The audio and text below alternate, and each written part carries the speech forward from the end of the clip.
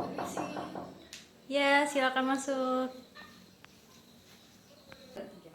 Selamat datang. Ya, Mbak. Perkenalkan, saya Sendika sebagai psikolog di sini. Ini dengan Mbak siapa ya? Saya Livia, Mbak. Oh, Mbak Livia. Iya. Mbak Livia rumahnya di mana? Saya rumahnya deket dari sini, cuma utaranya stadion situ. Oh, deket ya berarti. Iya. Gimana tadi perjalanan ke sininya? Tadi perjalanan ke sini biasa aja sih, Mbak. Tapi tadi panas toh, jadinya nunggu reda dulu panasnya baru ke sini. Mbak Livia sekarang sibukannya apa? Saya cuma kuliah aja sih, Mbak. Saya sih sebenarnya kerja, tapi saya kuliah nyambi kerja. Tapi kerjanya kan karena kondisi yang kayak gini jadinya ditutup dulu sementara. Jadi saya cuma kuliah aja. Mbak Livia kuliah di mana? Saya di UGM, Mbak. Jurusan apa? Jurusan biologi. Gimana? Berarti kuliahnya online?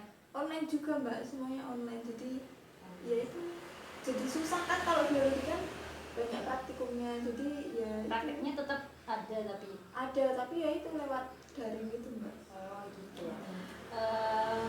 Jadi ada yang bisa saya bantu Mbak Livia? Ada, Mbak, ada banget. Apa yang bisa saya bantu? Jadi tuh gini loh, Mbak. Apa ya, gimana ya, saya mulai ngomongnya mau kayak gimana ya? Tenang aja, sekarang Mbak Livia berada di situasi yang aman dan nyaman. Semua kerahasiaan Mbak Livia akan dijamin kerahasiaannya.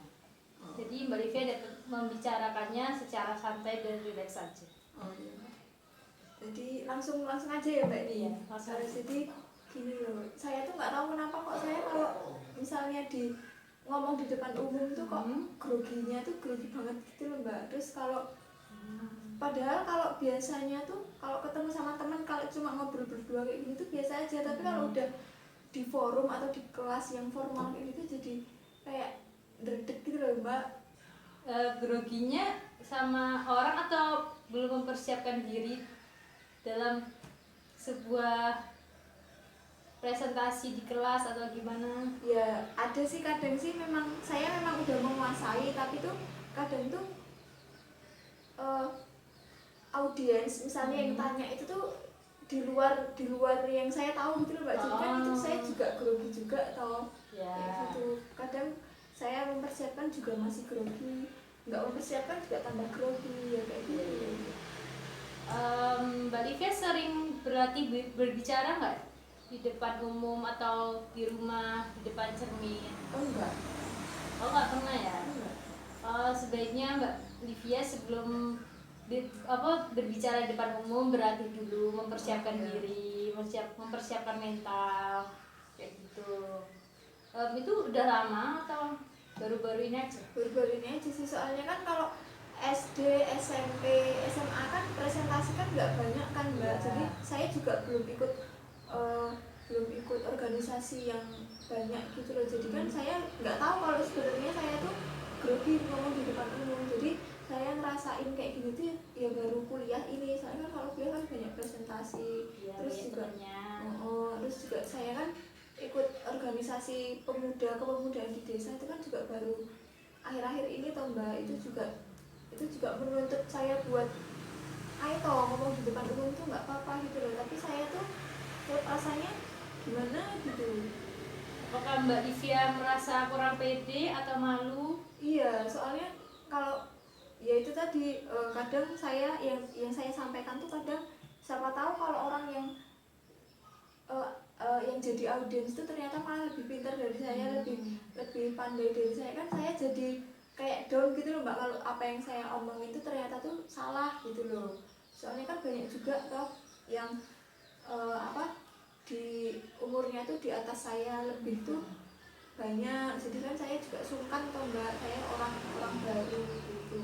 Mbak Livia aktif di organisasi? Enggak sih, saya organisasi di kampus saya nggak pernah ikut UKM, nggak ikut. Saya cuma ikut di itu organisasi kepemudaan aja. Oh, di rumah aja? Organisasinya di rumah. Gimana kok yang di kampus pertemanan sama teman-temannya di sekitarnya? Kalau pertemanan sih lancar-lancar aja sih, Mbak. Ya itu tadi sama kayak yang saya sampaikan, saya kalau nggak terikat formal tuh saya biasa aja gitu loh. Saya sama teman-teman saya ya biasa aja, kayak bercandaan kayak gitu ya udah formal, udah di dalam kelas atau di dalam forum tuh kayak gitu, ya itu baru terasa. Tapi komunikasi dengan orang-orang di sekitarnya kan baik ya. Baik banget. Kalau bicara sama dosen kayak gitu pernah nggak? Ya pernah Mbak. Bertanya aktif di kelas atau apa? Enggak. Nggak Ya pernah. itulah itu ya, soalnya itu saya juga enggak sebenarnya tuh saya tuh pengen gitu loh Mbak. Kadang tuh kayak gini. Ada rasa ingin. Pengen sebenarnya tuh pengen, tapi tuh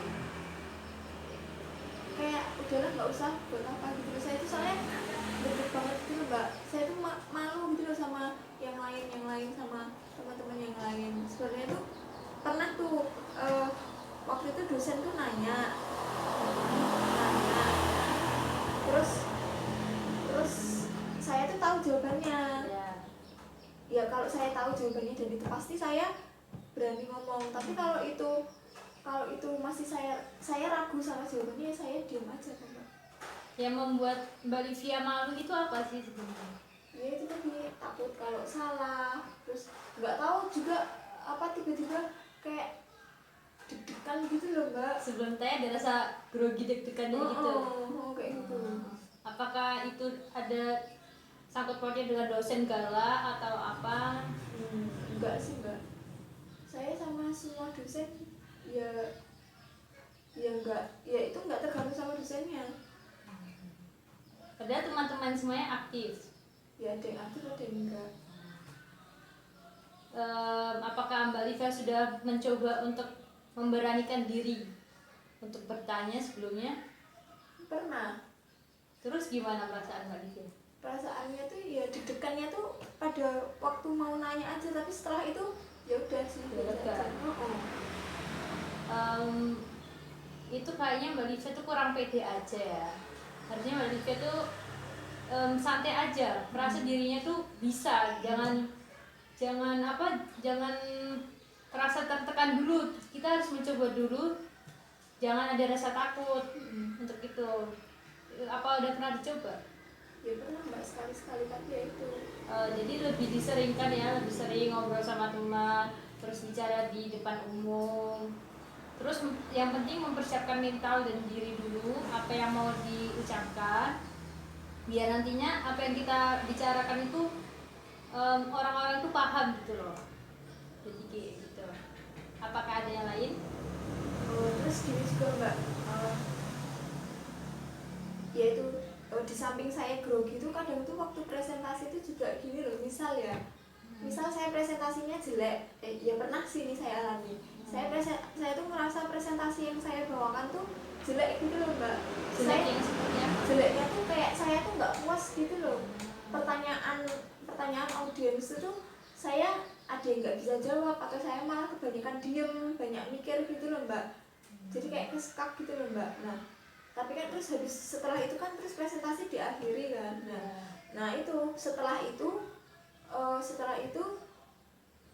kan ada matkul lain. Jadi terus pokoknya tuh setelah presentasi sampai pulang mau ke rumah itu tuh jadi masih kepikiran gitu loh Mbak, kok saya tadi presentasinya bisa sejelek itu sih. Jadi tuh kayak masih pikir banget gitu loh Mbak, Merasa gagal dalam mempresentasikan itu. kan kayak jelek banget kayak ya gitu. Padahal udah mempersiapkan diri. Apakah teman-teman dalam kelompok itu membantu selama presentasi? Ya kalau membantu sih membantu, tapi menurut saya tuh kayak membantunya tuh kayak kurang gitu loh Mbak, kayak malah saya yang lebih dominan di situ gitu loh. Padahal kan saya juga nggak tahu apa-apa, saya nggak banyak tahu gitu loh. Maksudnya saya kan biar bisa bareng-bareng tuh dibicarain. Berarti dukungan dari orang-orang sekitar kurang memotivasi Mbak Livia? Iya, termasuk ini yang satu kelompok sama saya itu tadi. Apakah kalian bekerja sama baik di kelompok itu? Ya baik, waktu pengerjaannya sih baik, tapi waktu presentasinya itu malah kayak kelihatan saya yang dominan gitu loh Mbak. Kurang kerjasama ya dalam kelompok itu. Sebelumnya sebaiknya tuh satu kelompok itu sebelum melakukan presentasi mempersiapkan dulu, membagi materi apa yang mau disampaikan. Jadi Mbak Livia bagian A, nanti temannya Mbak Livia bagian B, biar semuanya itu paham. Ya maunya saya tuh juga kayak gitu Mbak. Misalnya saya dapat materi A, berarti nanti kalau misalnya ada audiens yang nanya tentang materi A, jadi yang jawab saya gitu ya. Tapi itu kalau di dalam kelas itu tuh malah kayak saya yang lebih banyak ngomong gitu loh, lebih banyak menjawab pertanyaan mereka, kan saya juga ngerasa kalau saya tuh juga kurang gitu loh dalam menjawab itu. Saya kayak kurang menguasai gitu. Terus bagaimana perasaan Mbak Livia sama presentasi berlangsung? Ya selama presentasi berlangsung saya mikirnya cuma kayak gini Mbak, saya tuh pengen presentasinya tuh cepet selesai gitu loh, udah cepet selesai aja, udah diakhiri aja. Soalnya kan di situ kan saya banyak diem loh. Diemnya itu tuh ya karena jawab pertanyaan itu loh, mau jawab pertanyaan tapi saya belum nemu jawabannya, jadi banyak diemnya lah. Saya tuh pengennya tuh ya kesel tau Mbak kayak gitu kan, saya malu di depan teman-teman saya gitu loh. Jadi kayak saya tuh kayak ibaratnya tuh kayak nggak kompeten banget gitu loh, padahal itu materi yang udah dikasih kok ya dipelajari ya. Tapi kan karena kayak gitu ya rekan kerjanya juga yang kayak gitu kan jadi kesel tau Mbak. Jadi muncul rasa malu sama teman-temannya. Iya. Terus bagaimana perilaku Mbak saat di kelas itu? Ya udah sih Mbak, saya diem aja. Saya Mbak itu sampai mau nangis Mbak, kayak udah merah gitu loh matanya. Kaca-kaca gitu. Kan teman saya itu kan duduk di sebelah kiri saya, terus sini saya dan sini teman saya cowok. Nah saya itu sampai cerita sama teman saya cowok sampai saya kayak gini loh Mbak. Jadi saya ceritanya bisik-bisik kayak aku tuh nggak suka sama teman-teman, mau kelihatan aku yang kerja, nggak kelihatan aku yang kayak pertanyaan tuh kayak menjurusnya ke aku semua gitu loh Mbak. Maaf sebelumnya, Mbak Livia itu satu kelompok berapa orang ya? Cuma 2 orang Mbak. 2 orang aja. Terus bagaimana sikap Mbak Livia terhadap temannya setelah presentasi itu selesai? Sikap saya sama teman kelompok saya setelah presentasi ya jadi gimana gitu loh Mbak. Jadi kayak diem gitu loh ya, saya diemin dia lah, dan dia nggak bantuin saya jawab kok. Dieminya tuh kayak gimana? Ya nggak saya ajak ngobrol kan. Setelah presentasi kan itu kan balik ke tempat duduk lagi kan. Nah dia tuh di sebelah kiri saya, sini saya, terus sebelah sini tuh teman saya, sebelah kanan saya. Dan terus saya cerita sama teman sebelah kanan saya, tapi saya ceritanya kayak gini, jadi kayak biar teman saya yang itu tuh nggak benar gitu loh Mbak. Bagaimana sikap teman Mbak Livia kepada Mbak Livia setelah itu? Aku lupa ya Mbak, kayaknya tuh dia nggak paham sama yang tak maksud. Soalnya saya kan ngomongnya bisik-bisik tuh, saya takut yang teman saya yang ini tadi tuh dengar. Jadinya saya ya udah cuma ngomong, saya nyampein, tapi kayaknya dia nggak paham gitu loh. Jadi saya rasa Mbak Livia tuh merasa kesal ya terhadap temannya yang tadi itu. Apakah ada yang lain? Udah sih Mbak, itu aja dulu. Soalnya ya udah itu saya cuma pengen tahu kenapa kok saya tuh grogi, kenapa kok setelah saya misalnya melakukan sesuatu yang menurut saya itu memalukan di depan umum itu saya kayak kepikiran banget gitu loh. Terus juga saya kalau sama teman yang memang nggak bisa diajak kerjasama ya saya bisanya cuma kayak gitu, kayak ngomong sama teman, cerita sama teman saya yang lain gitu. Itu kepikirannya itu cuma waktu di kampus aja atau saat terbawa sampai di rumah? Itu terbawa sampai rumah Mbak, ya soalnya itu malu banget ya, kayak kan di depan orang banyak banget kan. Jadi dari cerita Mbak Livia tadi dapat saya simpulkan bahwa Mbak Livia itu merasa kurang cocok dengan teman satu kelompoknya itu. Jadi kalau misalnya ada masalah dalam kelompok tersebut tuh lebih baik dibicarakan sebelumnya agar bisa diselesaikan secara bersama. Jadi saat presentasi berlangsung itu kita sudah tahu bagian Mbak Livia yang ini, bagian temannya Mbak yang ini. Jadi kalau misalnya ada pertanyaan dari teman-teman dapat bekerja sama dalam menjawab pertanyaan tersebut. Terus jika Mbak Livia masih merasa grogi atau merasa gugup, lebih baik Mbak Livia memperbanyak melatih diri, misalnya berbicara di depan cermin sebelum presentasi, terus menguasai materi lebih dalam agar paham apa yang dibicarakan nanti. Itu aja sih Mbak yang dapat saya bantu. Apakah ada yang ingin ditanyakan lagi?